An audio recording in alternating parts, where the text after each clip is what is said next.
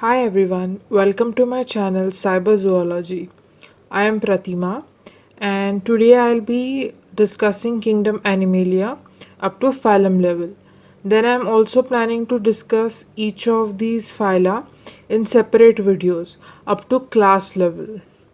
The reason I'm discussing it up to class level is because if I go any further, I'll be basically discussing each and every organism on Earth. So, for the beginning, we'll just look at it up to class level.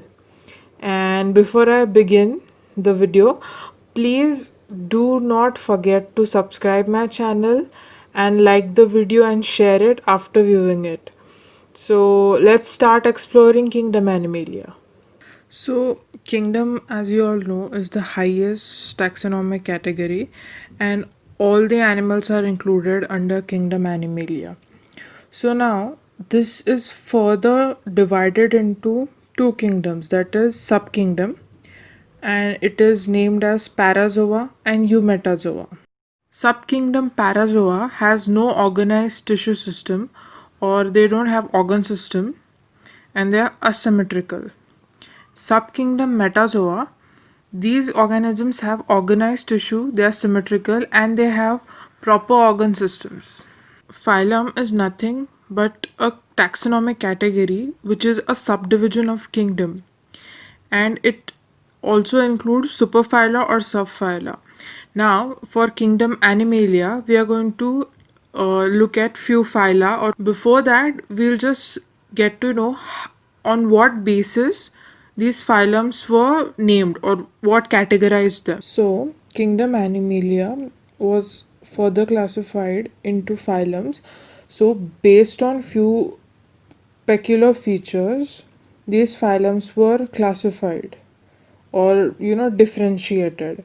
Now, the first one they considered was levels of organization, second was coelom development, third was the symmetry, fourth is presence or absence of notochord.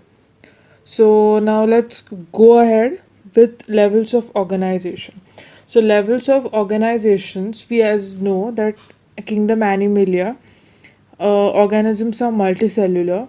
So the organization at cellular level or at further tissue system or organ system level or tissue or organ system level. So this, how was the organization? Based on that, it was classified. Then next we have coelom development.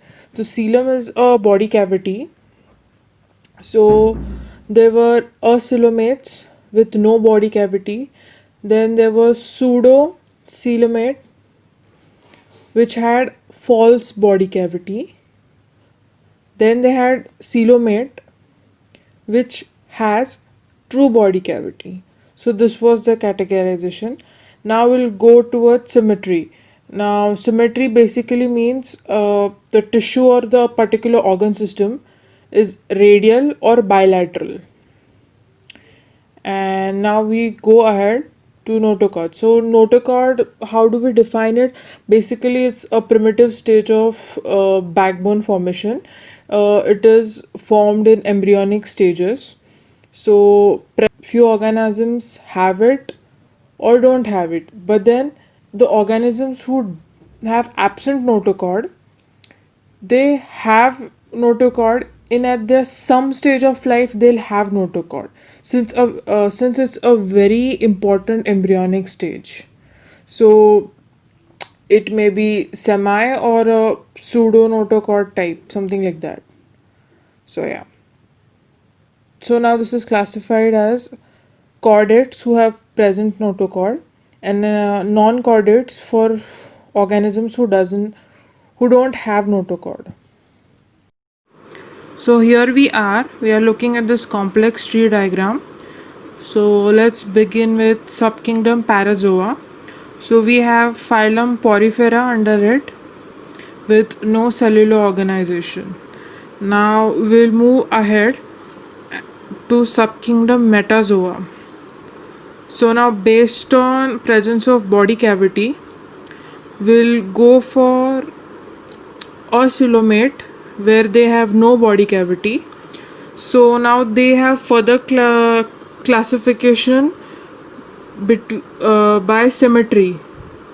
So if you consider radial symmetry, we have phylum Coelenterate and phylum Ctenophora. Then we'll go for bilateral symmetry. We have phylum Platyhelminths. Then we'll go for pseudocoelomate, that is pseudocavity. So we have phylum Aschelminths.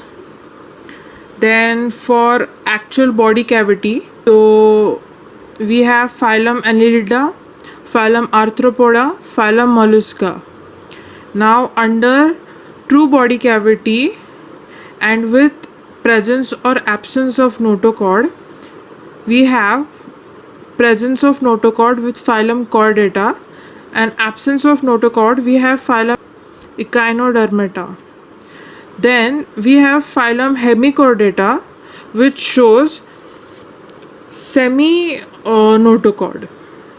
That means notochord is present at the initial life stages, or it has presence of notochord at one of the life stage. So these are 11 major phyla of kingdom Animalia. Now we are going to study them separately in separate videos based on each phylum. And that was for today. Thank you.